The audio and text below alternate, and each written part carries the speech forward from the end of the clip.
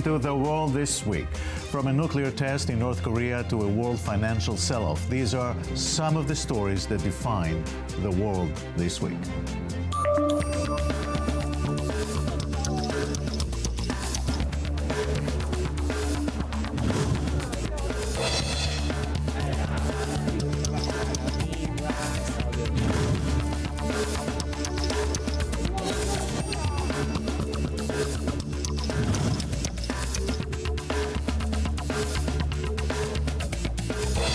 We'll never be cowed by this sort of terrorism.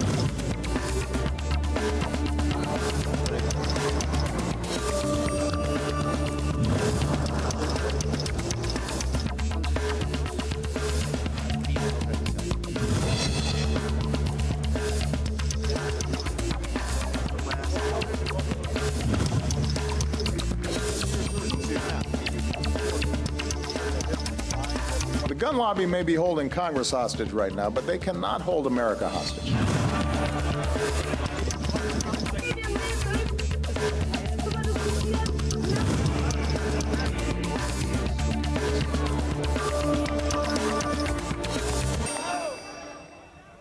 And with me this Sunday are Professor Yossi Shane of Georgetown and Tel Aviv University and Barbara Palrom, Defense News Bureau Chief in Israel. Barbara, we've been talking about the Iran nuclear deal and Iran nuclear ambitions, and this guy in North Korea, he just playing the bomb. Absolutely. And the two are related in a way, but let's just focus on North Korea for a second.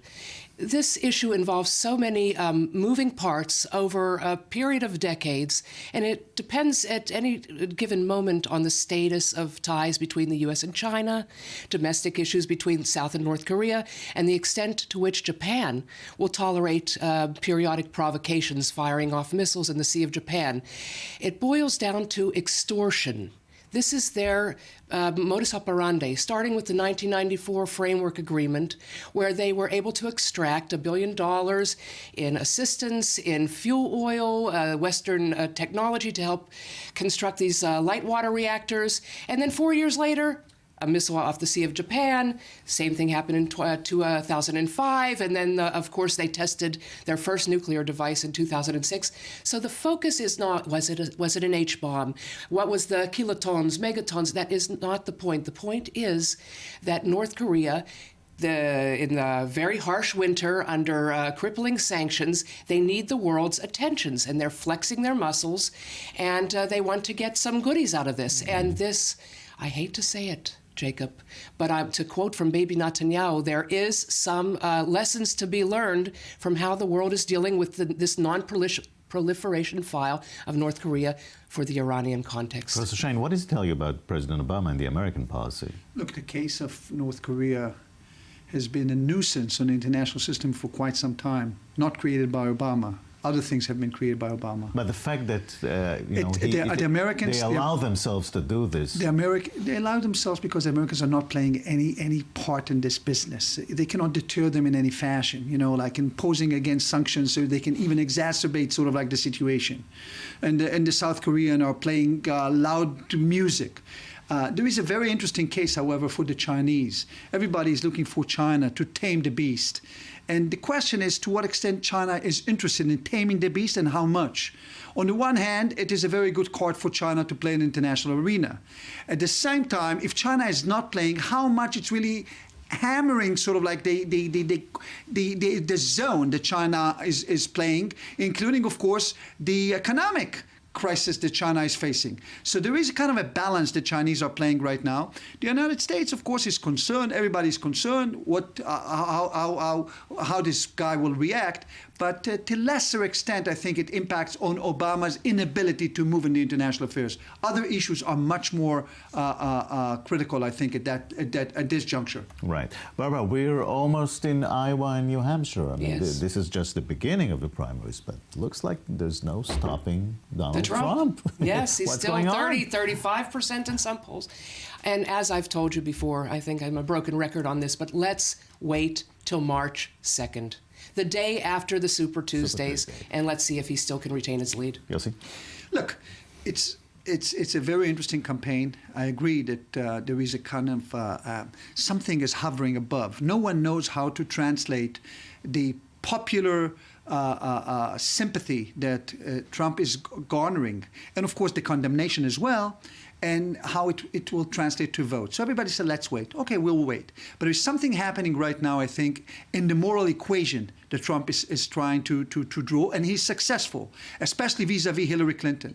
Hillary Clinton seemed to be almost unimpeachable vis-a-vis Trump because he's the vulgar, he's the racist, he is all those acronyms that are related to those conservative nutcakes, while the liberals are always kind of like on the driving seat in terms of morality. Here he comes with the issue of Bill Clinton and all of his transgressions and how Hillary was covering up and the feminists were covering up. And this is brewing into a very interesting moral rivalry in America. On the one hand, those who no longer hold the PC language. On the other hand, those who supposedly PC, but also underneath are playing against the same values they cherish. This is a very interesting... This is a point that Yossi mentioned. This could be Hillary's Achilles heel. And if she does not come out and just become human, a lot of women voters are turned off by her, and they feel that that has these robotic, pre-scripted, even when she's appearing on Saturday Night Live, a parody show, it's all scripted. And unless she comes out and said, yes, this was the most difficult time in my relationship, I used the Senate race to use this adversity and channel it into doing something, she does not do that. We have never had such a campaign, and it's going to be very interesting. Yes. I thank you very much. Thank you. Ahead of the talks about the future of Syria in Geneva in about 2 weeks, we are speaking now with one of the Syrian opposition's leaders, Dr. Kamal Al-Abwani, who joins us from Turkey. Thank you very much for speaking with us. Thank you so much. Is the Syrian opposition unified in one position? And if so, what is it? I think in Syria there is a civil war. No, it is not a war between two states or two parts. Everybody fight everybody. So we have not to seeking for united these gangs or these groups. I think there is no one sound or two sounds. The problem now, how we can rebuild the state. This state is failed. Also, the regime now changed to gangs. The army commit crimes against the people. So no wisdom in using who commit crimes to establish justice or establish the authority of law. What we are going to do in Geneva is not wise, because no solution without justice, without ruling of laws. Now all the region going in chaos, and the negotiation between those groups and the regime's groups is useless. I don't hope anything from Geneva, because they design the disease in wrong way and treat it in wrong way. We need local project, regional project implemented. I think Syria is died, and Lebanon is died, Iraq is died, and we need another kind of states. That's why I visit Israel, I visit all the region and ask for project, for big project. That's very, very important to rebuild the stability and the peace in Middle East. I noticed that you, in your things, you did not say specifically that Assad had to go. I think Assad is a tyranny, tyrant, and I think he committed crimes. He killed 500,000 people. I think he has to go to the court, not to go to leave the authority, because he is a criminal man. But the problem with Assad is a criminal. It is not political. If it's political, yes, we can find solution, but it is a criminal. We cannot jump justice, because without justice, we will continue fighting and revenge. What is the situation with Daesh right now? Daesh is the most criminal groups on the land. It is the result, but the cause is the lack of authority, the lack of wisdom, the lack of justice. I think we have to approach the causes of being Daesh is familiar and can take lands, and so also the supports. Yes, we have a culture sometimes. We have a wrong reading to Islam. We have to make culture reform. All of this represent the long time deterioration in Middle East, in culture, in states, in democracy, in all of this. We cannot find easy solution. We cannot find fast solution. We have to face the problem as it, not only the iceberg. We have to say the problem. Daesh is not thing coming and moving soon, because Daesh have based in minds, in culture, in another state. So also Daesh cannot be solved in easy way. Dr. Kamal Al-Abwani from the Syrian opposition, thank you very much. Thank you so much. Thank you. Almost exactly 1 year after the terrorist attack on Charlie Hebdo magazine and Hyper Cacher in Paris, and the French capital is still bleeding. We are glad to have back on our program French writer and journalist André Berkoff. Thank you very much for joining us, André. Thank you. A year ago, we had this march on the streets of Paris, and then there was Bataclan. Yeah.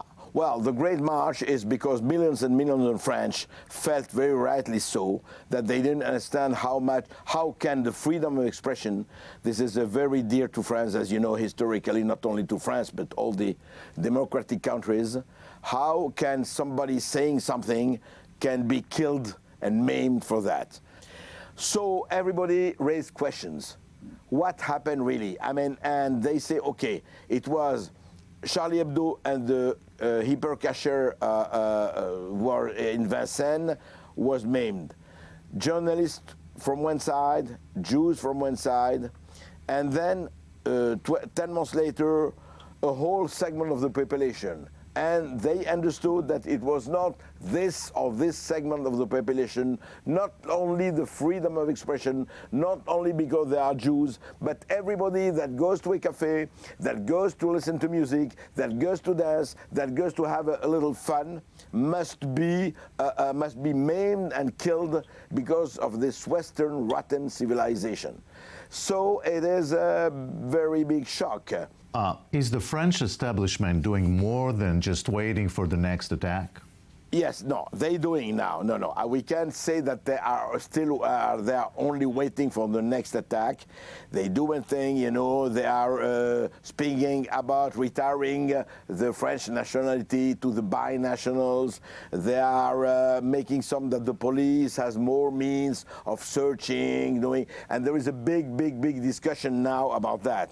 It's certainly that the government and everybody said that they cannot go like that. They cannot go as business as usual. It's impossible. So they must do something. Now, is the things that the measures that are being taken or that are being taken will be sufficient to stop the bloodshed?